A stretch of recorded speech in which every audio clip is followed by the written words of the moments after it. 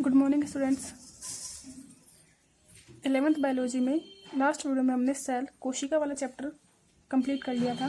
आज हम chapter number 1 start करेंगे, जो कि है हमारा जीव जगत। देखिए, इसके बारे में बेसिक जो इन्फॉर्मेशन था या बेसिक जो इंट्रोडक्शन था वो हम पहले बात कर चुके थे कि जीव जगत में किसको शामिल किया गया है, जीवों को शामिल किया गया है। यहाँ पे जब हम बायोलॉजी की बात करते हैं तो इसमें हम जंतु विज्ञान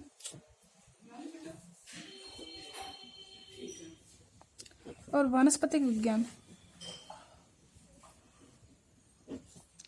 दोनों को शामिल करेंगे, और ये दोनों ही शामिल किसमें आ जाएंगे, आपके सजीवों में सम्मिलित होते हैं। यहाँ पे हमने सजीवों के बारे में देखा था कि किन जीवों को हम सजीव कह सकते हैं, अर्थात सजीव से हमारा क्या तात्पर्य है और निर्जीव से हमारा क्या तात्पर्य है। देखिए, जीवों में कुछ जीवन के लक्षण पाए जाते हैं जिन्हें हम कहते हैं जीवों के आधारभूत लक्षण। इनके बारे में आपको पहले बता चुकी थी, क्योंकि बीच में हमने सेल वाला चैप्टर स्टार्ट कर लिया था, तो थोड़ा सा हम इसको रिकॉल कर लेते हैं कि जीवों के आधारभूत लक्षण क्या क्या थे। हमने कहा कि सभी जीव वृद्धि करते हैं, चाहे पादप हो, चाहे जंतु हो और चाहे सूक्ष्म जीव हो, तो सभी जीव वृद्धि करेंगे। सेकंड, जीवों में जनन पाया जाता है, जीव रिप्रोड्यूस करते हैं। यहाँ पे कुछ अपवाद भी है।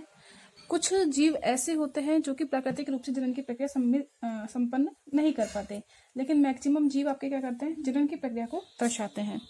तीसरा, हमने बात की थी उपापचय की, कि जीवों में विभिन्न प्रकार की उपापचय अभिक्रियाएं होती रहती है, जिसमें हमने बात किया था अपचय अभिक्रियाओं के बारे में और उपचय अभिक्रियाओं के बारे में। यानी कि कुछ तो इनमें टूट फूट की अभिक्रियाएं होती रहती है और कुछ इसमें निर्माण की अभिक्रियाएं संपन्न होती रहती है। फिर हमने बात की थी कि जीवों में क्या पाया जाता है, संवेदनशीलता पाई जाती है।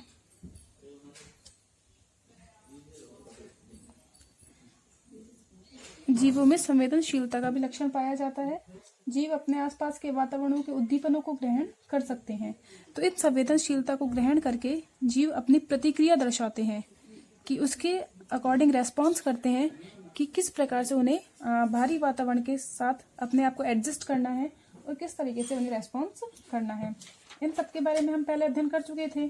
फिर हमने बात कही थी कि जीवों के वर्गीकरण में जीवों का नाम दिया जाता है, तो नामकरण की कुछ पद्धतियां थी जिनके बारे में हमने बात की थी, और सर्वाधिक जो नामकरण की पद्धति यूज में ली जाती है वह कौन सी है, द्विपद नाम पद्धति। द्विपद नाम पद्धति के बारे में हमने अध्ययन किया था कि यह जो पद्धति है किसके द्वारा दी गई थी, कैरोलस लीनियस नामक साइंटिस्ट के द्वारा। कैरोलस लीनियस साइंटिस्ट ने द्विनाम पद्धति दी। इनमें उन्होंने कहा कि प्रत्येक जीव का नाम 2 पदों में सम्मिलित किया जाता है, जिसमें पहला नाम तो किसका था, वंश का, और द्वितीय नाम किसका था, जाति का। जैसे हम बात करते हैं, किसी जीव की बात करते हैं, सपोज कीजिए हम मनुष्य की बात करते हैं, तो मनुष्य का नाम क्या है।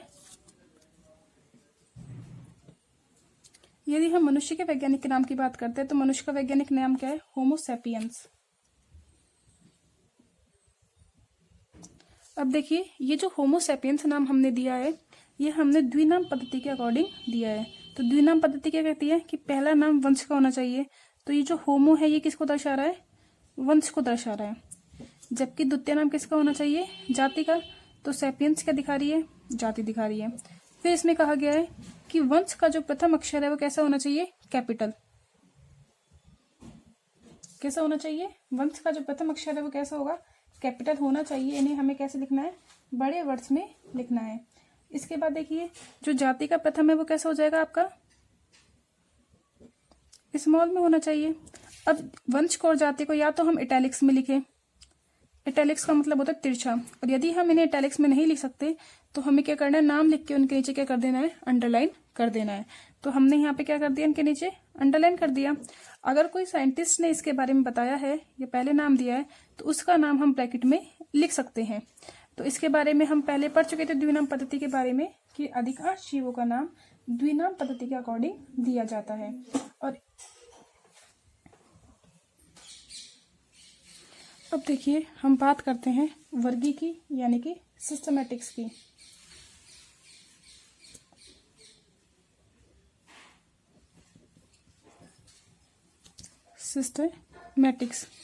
सिस्टमैटिक्स में क्या करते हैं हम, जीवों के क्लासिफिकेशन का, उनको किस प्रकार से अध्ययन किया जा सकता है, इसके बारे में हम बात करते हैं।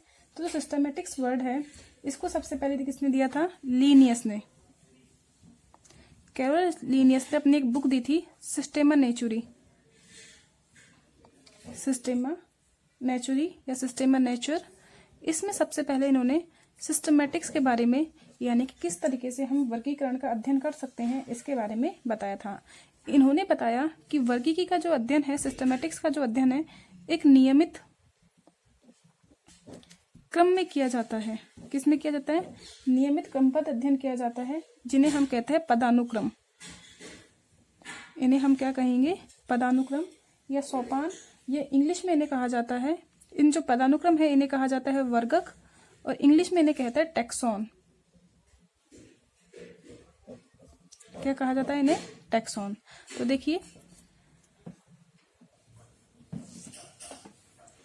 देखिए जो सिस्टमैटिक्स है ये क्या है, वर्गीकरण पद्धति कि किस तरीके से हम जीवों का वर्गीकरण कर सकते हैं। और यह जो वर्गीकरण की पूरी प्रक्रिया है, इस प्रक्रिया को हम बोलते हैं टैक्सोनॉमी यानी कि वर्गीकी। तो इसी टैक्सॉन वर्ड से क्या बनाया हमारा, टैक्सोनॉमी, कि किस तरीके से हम जीवों का, किन नियमों के अंतर्गत हम जीवों का वर्गीकरण कर सकते हैं। तो कुछ एक निश्चित पदानुक्रम होते हैं, इन्हीं के अनुसार हम जीवों का वर्गीकरण कर सकते हैं, जिन्हें हम क्या बोल देते हैं, वर्गीकी संवर्ग। यदि हम वर्गीकी संवर्ग की बात करें तो देखिए इससे कैसे क्लासिफिकेशन किया गया है। सबसे पहले क्या आता है, जगत, जिसे हम क्या बोल देते हैं, किंगडम।